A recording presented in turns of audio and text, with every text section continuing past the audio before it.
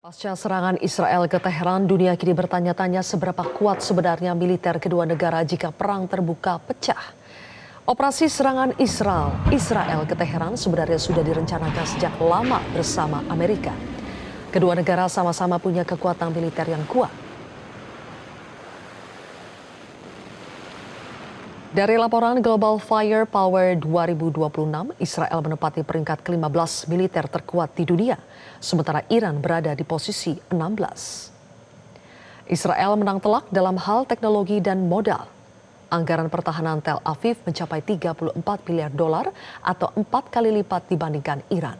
Namun Iran memiliki jumlah pasukan yang besar, yakni 610 ribu personil, jauh melampaui 169 ribu tentara aktif Israel. Di udara, Israel merajai dengan 239 jet tempur, sementara Teheran kuat di darat dengan lebih dari 2.600 tank dan 1.500 unit proyektil roket mobile. Secara keseluruhan, Israel unggul dalam teknologi udara, sementara Iran unggul dalam kuantitas personil, logistik darat, dan armada laut. Duel dua kekuatan besar ini kini berada di titik paling kritis.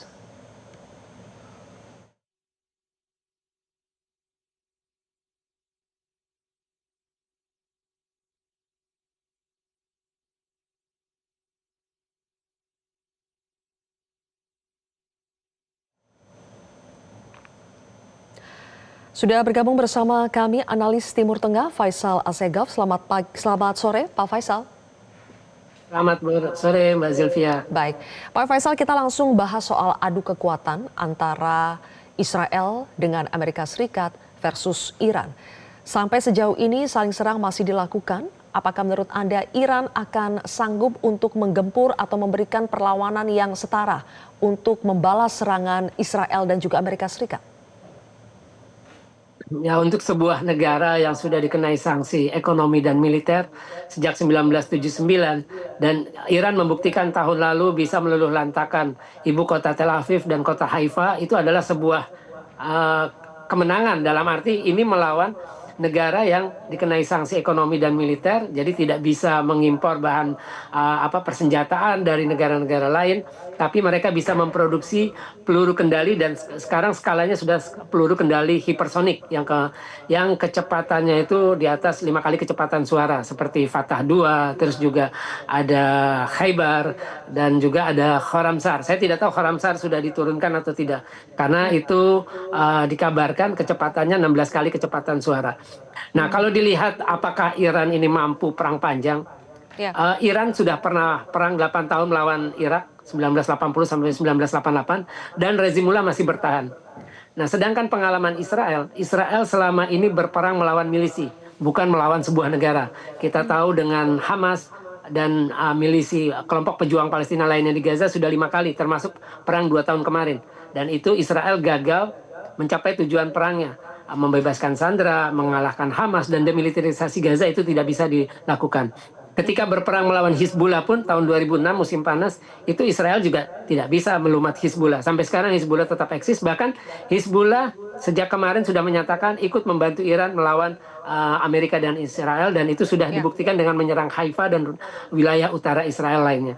Jadi Iran dari segi pengalaman, Iran sudah berperang dengan sebuah negara, bahkan dalam waktu yang sangat lama, ya, ini 8 tahun, sedangkan Israel baru 2 kali, tahun lalu yang berlangsung 12 hari, dan sekarang tahun ini sudah memasuki hari ketiga. Oke, berarti dari segi endurance Anda meyakini ya stamina atau Iran ini mampu untuk berperang dalam jangka panjang. Tapi masalahnya Pak Faisal, sekarang Iran itu ibaratnya seperti dikeroyok. Tidak hanya oleh negara-negara yang menyerang langsung seperti Amerika Serikat dan Israel, tapi ada juga dukungan negara-negara Arab dan sekutu Amerika Serikat seperti Inggris, Prancis, Jerman juga sudah mulai membuat pernyataan yang siap membantu Amerika dan Israel. Apakah ini bisa membuat Iran gentar?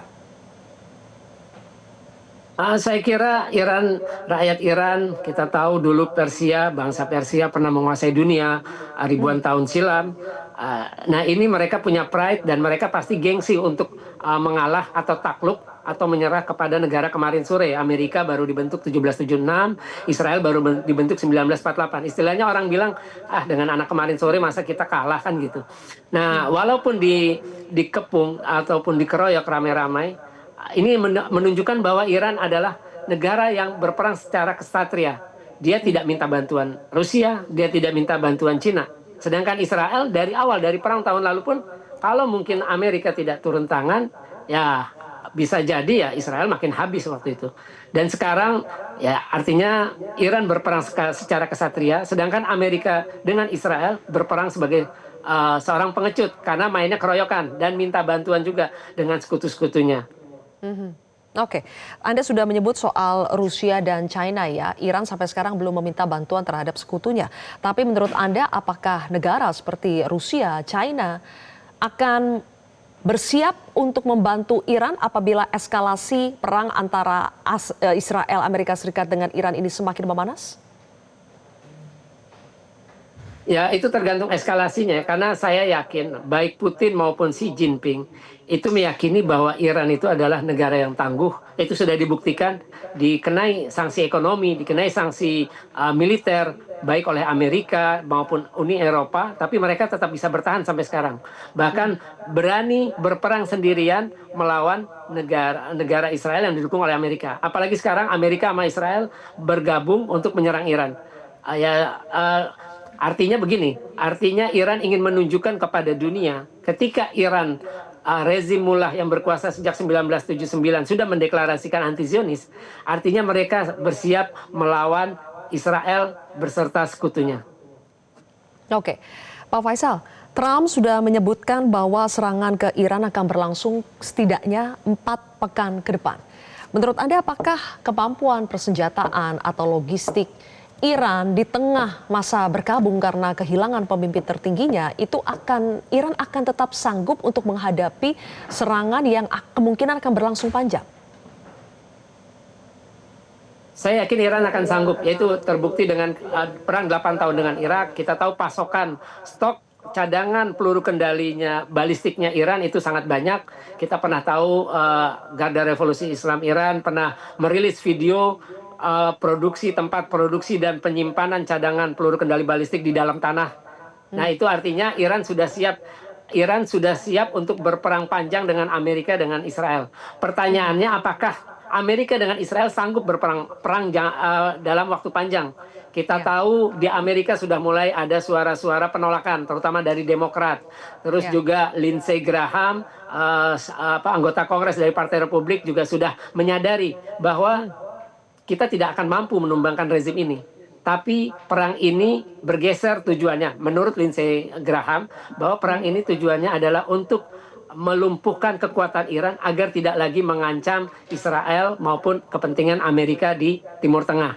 Dan Trump sendiri juga sudah mengakui bahwa dengan dia bilang bahwa perang akan berlangsung 4 sampai 5 minggu, itu artinya buat Trump ya ini susah untuk menumbangkan rezim ini. Dan Netanyahu juga sudah bilang dalam pidatonya bahwa perlu kesabaran, perlu waktu yang panjang untuk mencapai tujuan, yakni melengsarkan rezim mullah di Iran agar tidak lagi menjadi ancaman baik bagi Israel maupun Amerika. Karena saat ini tinggal Iran satu-satunya negara berpenduduk mayoritas Muslim yang berani menolak segala skenario Amerika maupun Israel. Termasuk dalam isu Palestina. Iran menolak konsep Dewan Perdamaian, apalagi sampai mengirim pasukan perdamaian ke Gaza untuk berperang melawan para pejuang Palestina di jalur Gaza. Baik, Pak Faisal Assegaf, terima kasih atas analisis Anda di Breaking News Metro TV kali ini. Pemirsa, kami masih akan kembali lagi dengan sejumlah informasi lain, tetaplah di Breaking News Metro TV. Jelajahi cara baru mendapatkan informasi. Download Metro TV Extend sekarang.